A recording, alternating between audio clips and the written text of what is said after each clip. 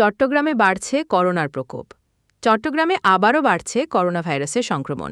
গত এক সপ্তাহে বিভিন্ন হাসপাতাল ও ক্লিনিকে করোনা উপসর্গ নিয়ে রোগীর সংখ্যা উল্লেখযোগ্যভাবে বেড়েছে। চট্টগ্রাম সিভিল সার্জন অফিসের তথ্য অনুযায়ী দৈনিক আক্রান্তের হার আগের তুলনায় দ্বিগুণেরও বেশি হয়েছে।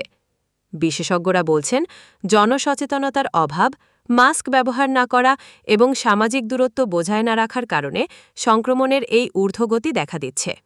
এছাড়াও অনেকেই এখনও টিকার বুস্টার ডোজ নেননি, যা ঝুঁকি আরও বাড়িয়ে তুলছে। চট্টগ্রাম মেডিকেল কলেজ হাসপাতালের এক চিকিৎসক জানান, এই মুহূর্তে হাসপাতালে কোভিড উপসর্গ নিয়ে ভর্তি রোগীর সংখ্যা দ্রুত বাড়ছে।